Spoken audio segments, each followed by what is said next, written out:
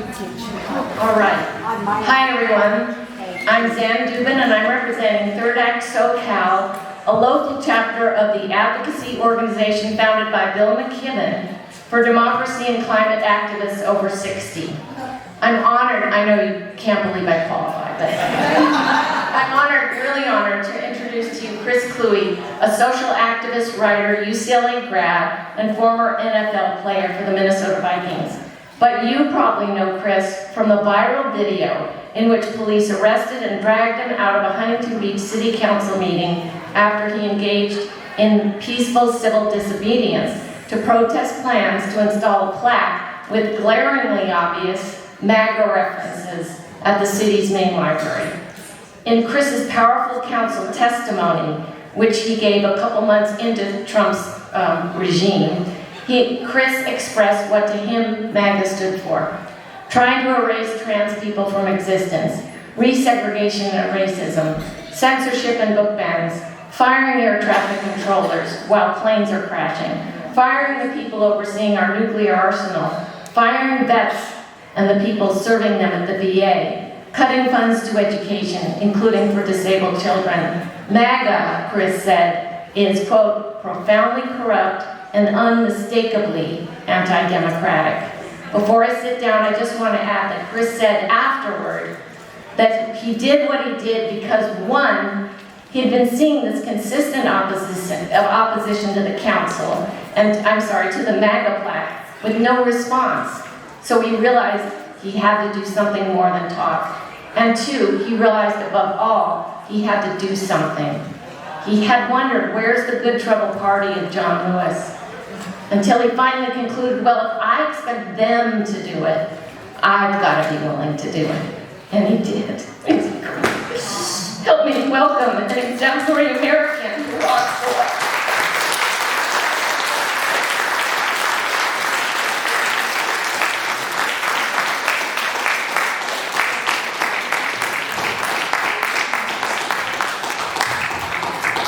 All right, thank you, Zan. Ooh, my mic is good. Come on, Mike, you can do it. All right, I guess I'll just stay down. Thank you so much for the lovely introduction. I really appreciate that. And yeah, I think that covers who I am pretty well. You know, SoCal native. I grew up in Seal Beach. Currently live in Huntington Beach. So I've lived in this area for a very long time. And yeah, when I protested at the Huntington Beach Library, it was because as a history and poli-sci major, the Huntington Beach City Council, is because as a history and poli-sci major, you know, I've seen this stuff happen before, you know, in history books and by reading what we have gone through, both as a country and what other countries have gone through. And what is happening in Huntington Beach is a microcosm of what's happening in the nation as a whole, in that our city council really doesn't care about us. They don't want to listen to us. They only want to do what they want to do regardless of who it hurts. And I think we can all see that that's exactly what this Trump administration is doing. They do not care who they hurt. They do not care what kind of feedback they're getting from people, and they have their agenda. They're going to pursue it come hell or high water. And as Americans, we have to stand up against that because those are the actions of a king. And in America, we don't abide kings. that's kind of what we were founded on. So, when I initially protested, I was, as Ann said, I was waiting for one of my elected officials to do that. Because that's their job. That's what we elect them to do. We elect them to be on the front lines, to stand up against fascism, and to make the tough choices. And they weren't doing it. To this day, most of them aren't doing it. And we need better. We need them to understand that if they don't do it, if they don't stand up for us as Americans, then we are going to find someone who will. Because we are a democracy. We're not a dictatorship. And so where that starts is us coming together as local communities. That's where all of this starts. We have to show up for city council meetings. We have to show up at your local 50501 protests. You have to, you know, talk with your indivisible chapters. We have to organize as a community, and then those communities can come together. And then we start making changes on bigger and bigger levels. I mean, right now, at this very instant, there are more than 5,000 people on the streets of LA protesting ICE. And the National Guard is out there, and the LAPD is out there, and ICE is out there. And those people, they don't all know each other. hell, I mean, probably maybe 20 of them know each other, you know, if you took any given gathering. But they're out there because they understand that civil disobedience, peaceful protest, being out there putting your body on the line, that is how you defeat fascism. That's how we did it in the civil rights movement. That's how we did it in the suffragette movement. And that's what we did at the start of the Civil War, and then things unfortunately turned violent. And what people also need to understand is that the longer we wait to act against fascism, the worse things are going to get. So we need to demand, we can't wait.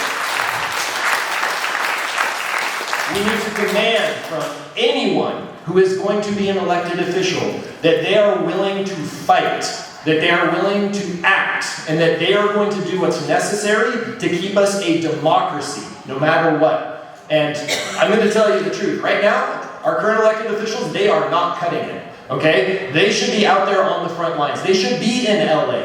Credit to Karen Bass, she was actually on the streets yesterday. But where's Adam Schiff, right? Where's Senator Padilla? It's a weekend. there's no business in Congress right now. Come down, protect Los Angeles. Show that you care about the people who voted for you to be in office, because that is your job. Yeah.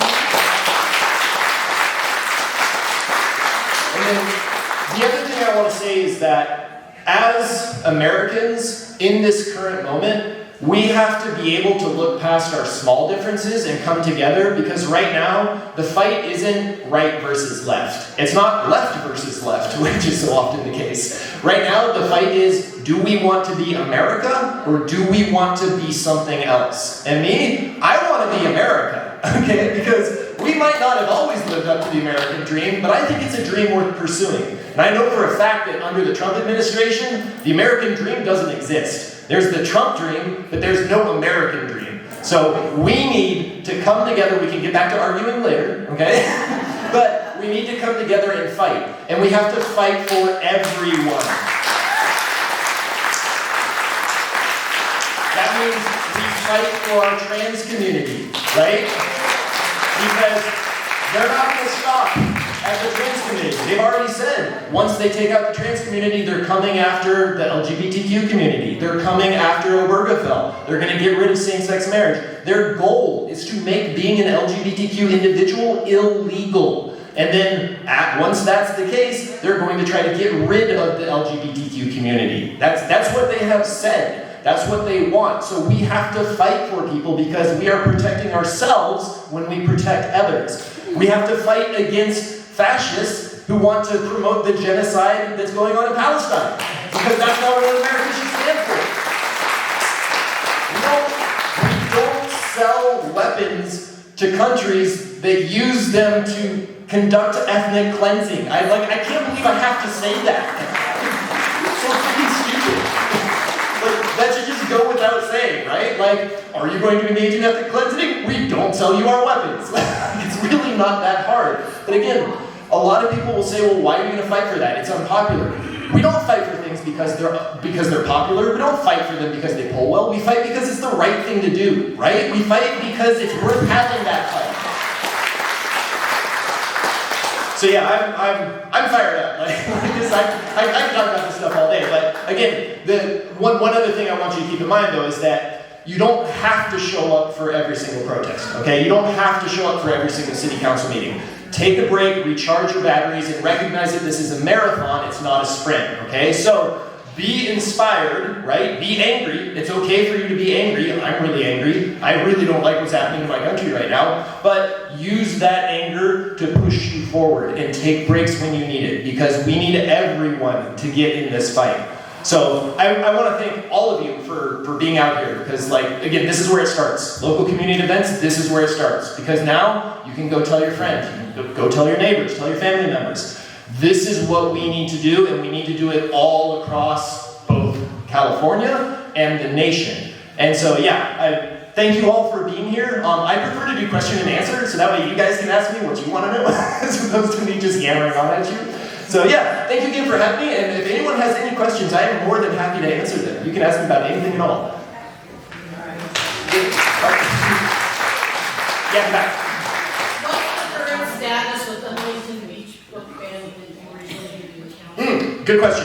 So the question was, what's the current status on the Huntington Beach book banning and the ballot measures? So right now, we are trying to pass our ballot measures A and B to protect our library. Ballot measure A would get rid of the book banning board that the city has implemented but has not yet appointed. Measure B will make it so if they try to privatize the library, then that has to go to a vote of the entire city. And what's really frustrating in Huntington Beach, as well as nationally, is it's very hard to compete with people that just lie, right?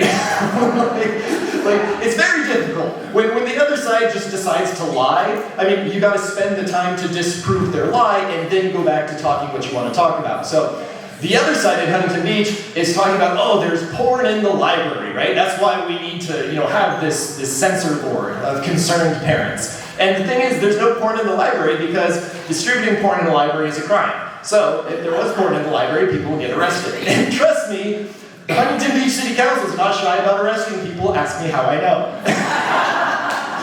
So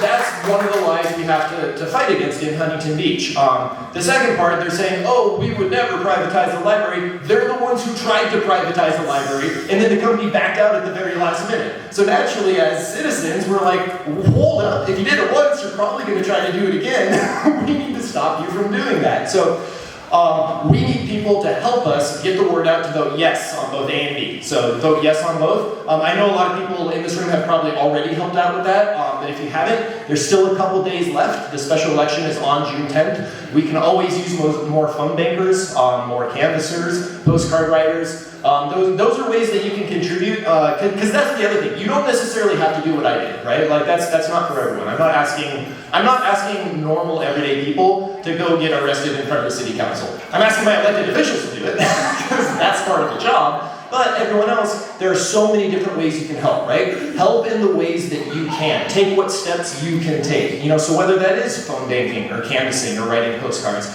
or even just spending some time, bringing snacks or water or lifting someone's morale. Every little bit of it helps, right? And so we need people to contribute, we need people to show up, and those of you who have already, I really thank you. And if you can't do it in Huntington Beach, that's fine too. I realize we're in, Palos, Verdes. It's a bit of a drive to Huntington Beach, but be involved here, right? Find your local communities here. There's a lot of great groups out there. Talk with them and find out, okay, where can I help? What can I do? And generally, it's that first time that's the hardest, right? My very first time speaking in front of city council, I was really nervous because I was like, am I allowed to do this? But yes, you are. You're a public citizen. You are allowed to do that. So, but after you break that barrier, once you do that first time, then it becomes a lot easier because you're familiar with things. It becomes more comfortable, and then you get excited about doing it. It's like, yes, I get to go yell at my city council members.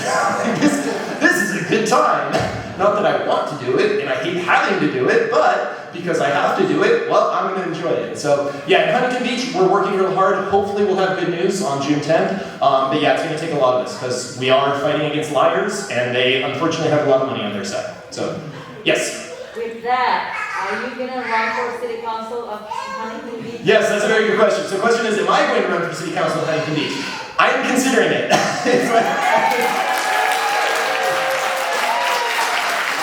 I have had a lot of people ask me if I'm going to run for something. I don't want to run for Congress because I think Dave Min is actually doing a pretty good job. I don't want to take his job. I think Dave's doing fine. But yes, Huntington Beach City Council I think would be very much an option. I really want to see what happens with the ballot measures though, because if we can't pass them, Huntington Beach is going to be in a really bad spot. If we can't get people to show up for the public library, it doesn't matter how viral I went, they're not going to care. However, there is also the state assembly seat that Diane Dixon just stepped down for to run against Katrina Foley. And I know one of our city council members, Gracie Vandermark, who is the architect behind the book ban and all the stuff going on at the library, she has announced her intention to run for that seat. I don't know if she'll get the nomination because she's crazy, but if she does, I could definitely see myself running against her because, like I said, I grew up in Seal Beach. I grew up in that area, and I know the people in that area. And yeah, a lot of them lean conservative, but it's small c conservative.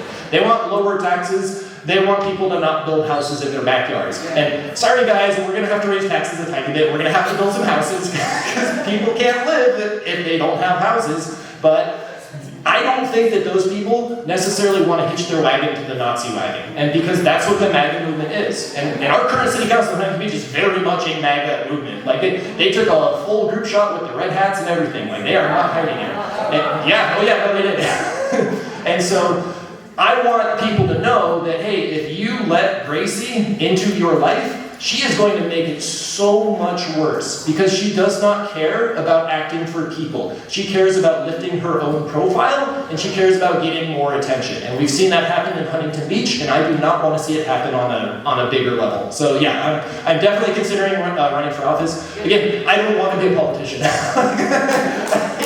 hate the idea of being a politician, but if I gotta do it, I gotta do it. Like, as my dad said, sometimes to serve your country, you gotta do things you don't want to do. And I was like, damn it, I can't argue with that. Yes, in the back. You're not a politician, you're a representative. Correct, public servant. Very well stated. In the city of Torrance, we're dealing with a mayor who very much wants to turn our city into Huntington Beach. He's full-on Christian nationalist, homophobe, and he got in there because of extremely low voter turnout at the municipal level. How do you get people to show up at the municipal level? I wish I knew. Trust me, if I knew that, we probably wouldn't be having this conversation because we probably wouldn't have the Trump presidency. That being said, we have to give people a reason to be excited to vote. We have to let people know, hey, here are the things that affect you, and here's why you should care about it. And going back to one of my earlier points, a big way to do that is by canvassing, and it sucks. I hate canvassing. Like I'm not the type of person that likes knocking on doors. Like because when I'm at home, I don't want someone to knock on my door. Right? I'm just like, no, I've done my research. I'll make my decisions. Please don't knock on my door.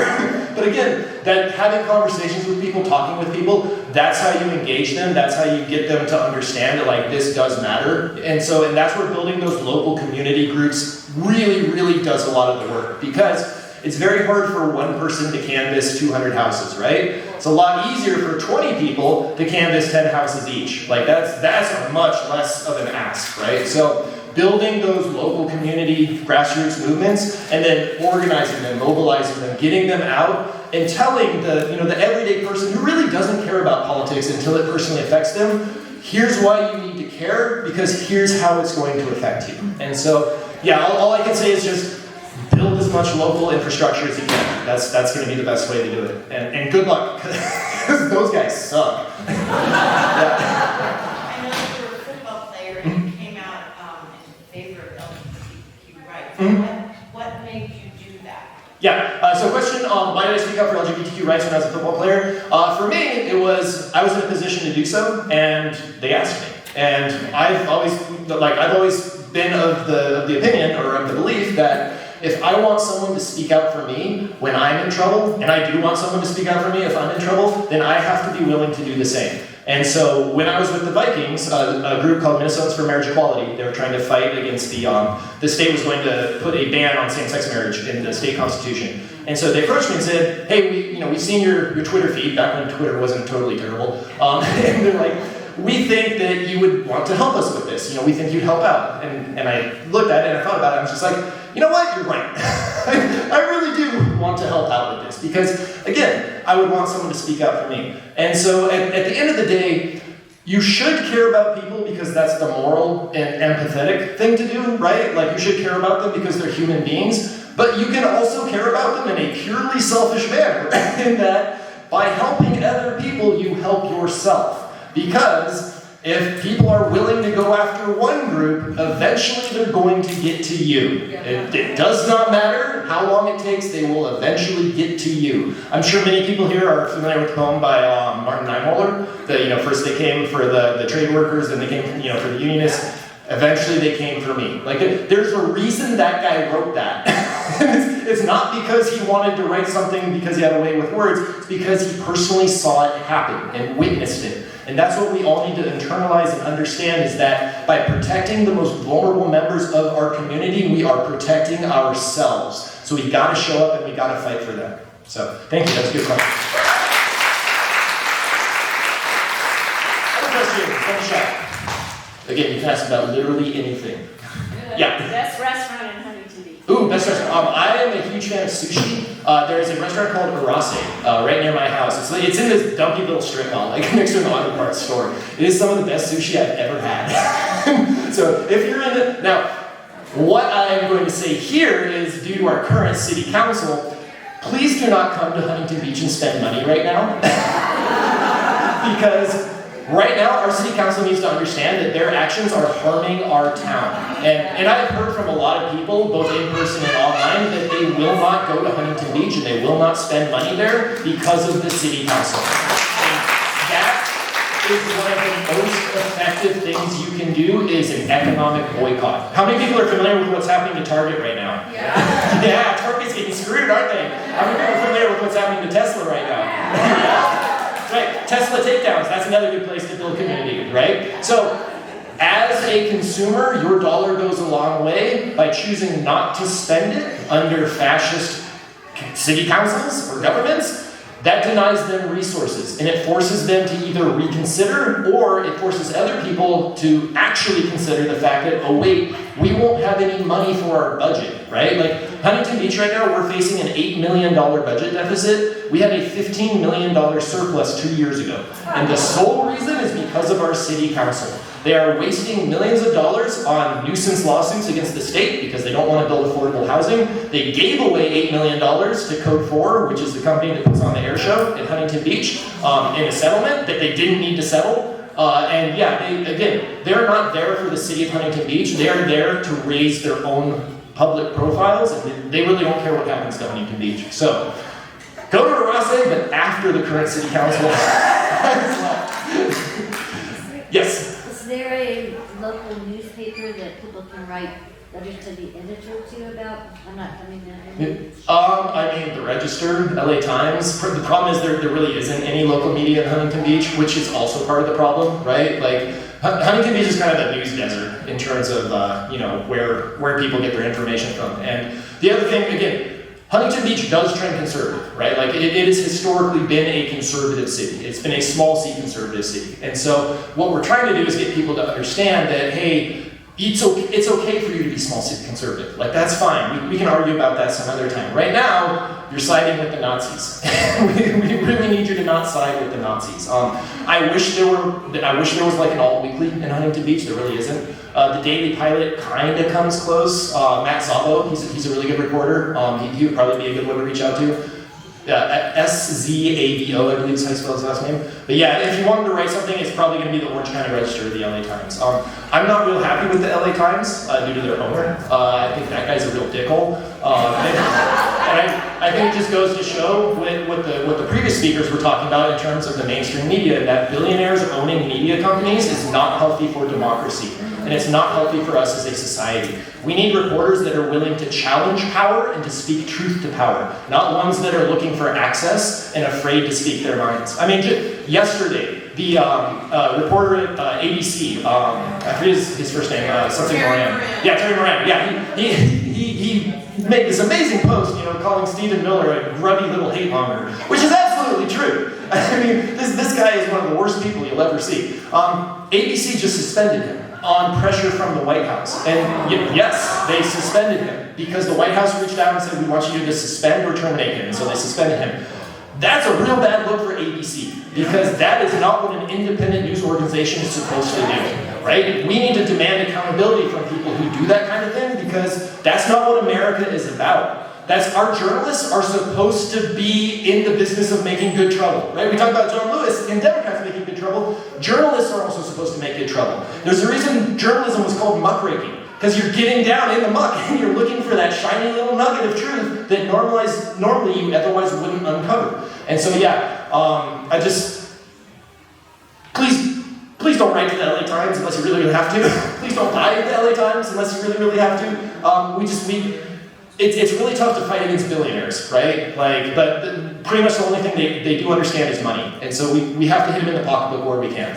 Other than that, I wish we had an alt weekly. That would help us a lot. Yeah. I just want to say something about the alt weeklies. Mm-hmm. They're being sold out. Yep. So support independent media. Support LA Progressive, Yes. Love Yep, Progressive, absolutely. Nation Magazine, Democracy Now! Support those. Yep. You're more likely to get more information than. Yeah, absolutely. Daily, Mother Jones, Daily Coast, those are two other ones. So yeah, find independent media because it's super important that you're informed by people that don't have an ulterior motive. And right now, a lot of the mainstream media does have an ulterior motive, and it's to make money. And that should not be the objective of a news organization. Yeah, I'm back. I just want to offer up the contrarian. Sure. It's really good too. Yes. Right, Jen Rubin and Ron Eisen. So Jen is the chief editor for Washington Post, and they said I'm out of here with these those popular events. So they're doing great investigative journalism every single day. And Norman's got a lot of great lawsuits against the EOs of the Trump administration. Yep. So check out the contrarian. Okay, cool. Yeah, the contrarian. Put that in your mind. Yes, Simona. Where's a good place to follow you on social media? Oh, good question. I am at Chris Warcraft on Blue Sky. Yeah, Blue Sky. Everyone loves Blue Sky. Moderates and centrists are, oh, Blue Sky is this horrible leftist echo chamber, and that's because they get bullied off because their takes are awful. So if you want entertaining news and just information in general, Blue Sky is the place to be because Blue Sky does not have an algorithm. The only thing you will see on Blue Sky is from the people that you follow. So if you're complaining about what you're seeing, that's kind of on you. You need to go find some interesting people to follow. But yeah, at Chris Warcraft on Blue Sky. Fair warning, I do curse a lot, so just keep that in mind. Other questions? Yeah. What was your experience getting arrested? Do you have charges pending? My experience getting arrested. So, it went about how I expected, in that I had a game plan going in, and that I knew that the police were probably going to be on me pretty quick. So little side tangent. The best thing the city council could have done would have been to just let me kind of stand there, because then I look like an idiot, and everyone would be like, get this guy out of here, like, what is he doing? So, but yeah, no, I knew the cops were going to mount me pretty quick, and police officers are trained to control the situation, right? If you escalate, they have to escalate back because they're literally trained that they have to be the ones in charge. So when I felt the first cop come up behind me, I felt him put his hand on me. So I immediately, I made sure when I walked, my hands were clearly visible, palms out to the side, so no one could say, oh, he has a weapon, he's dangerous, he's threatening. And then once the cop put his hand on me, I warned him, I'm like, hey, I'm gonna go limp. So that way he maintains control of the situation, but at the same time, I am still protesting, right? So then in the video, you see the other cops come piling on. Clearly, a large man lying on the ground is, you need 5 cops on top of him. But they were very professional. They stayed very calm in the situation. They asked me if I was going to walk out after they rolled me over. I'm like, nope, sorry, you got to carry me. so then they started figuring out the logistics because again, I'm not a small person. And then once they got me out of the council chambers, I was like, all right, you can put me down now. And I literally told them this. I'm like, I don't have any problem with you guys. Like, my beef's with the city council. So then took me over to the jail cell. The jail is like a 30-second walk from the city council, so didn't even get to ride in a patrol car. Right? Got booked. They charged me with a criminal misdemeanor under, I think it's section 403. It's either 403 or 406. Intent to disrupt an assembly. My lawyers talked to the DA in charge of my case. Apparently there's so much protest-related stuff going on that the OCDA has to actually refer all of them to the Special Prosecution Unit. Like, it's not just like a one-time thing. Like, there are a lot of people getting hit with protesting charges right now. And they agreed to a deal with the DA. It's called a pre-filing diversion. So I had to do an 8-hour conflict resolution course, 20 hours of community service, which I'm in the process of doing. And then I can't get arrested for 6 months, which I'm going to do my best.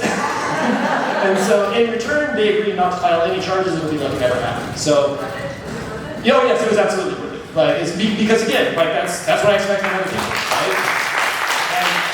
And another important thing that I really want to point out on that is that we need people like me doing that. We need people who have privilege, who have power, who are straight white men, right? Yeah. We need us being on the front line because we are the ones that can afford to be there. We can't expect oppressed people to carry the entire burden. We have to be the ones that show up. So if you know people like that, and they're asking, hey, what can I do? Be like, boys, I got the job for you. It's your turn. So, yeah, it was definitely worth it. Other questions? Yeah. Just a follow-up, just a comment. I know that you went there thinking, I'm probably gonna get arrested today, but it's still surprising that somebody who giggles every other syllable. I mean, but thank you. Yeah, no, of course, yeah. Well, and also, like, when I went up and gave my speech, like, I deliberately wanted to deliver it in a very deadpan, serious manner because I didn't want them to be able to say, oh, he's just ranting at us, right? Or, oh, he's not taking this seriously. It was like, no, here is a statement of fact, right? And I actually, so I wrote out the entire speech beforehand and I cited all my sources. So I then posted that online once I got out of jail. And a lot of people were like, thank you so much for citing your sources. I was like, yeah, I'm a history major. That's kind of what we do. And so, but yeah, no, again, presentation is also an important part, right? Like, because it's very easy for both the mainstream media as well as the right wing of the country to dismiss people if they think you're ranting or if they think you're outraged or crazy. And don't get me wrong, it is perfectly okay to be angry. Like, it is perfectly okay to show that anger. But when you really want something to hit home, being like the disapproving parent, that one really gets people to listen because they're like, oh damn, yeah, maybe I am the bad guy. So, other questions? Mueller? All right, well, yeah, if there's no other questions, there's only about a minute left, so this seems like a good place to tie it up. So thank you everyone for coming out. Thank you for being involved in your local community. And yeah, no kidding.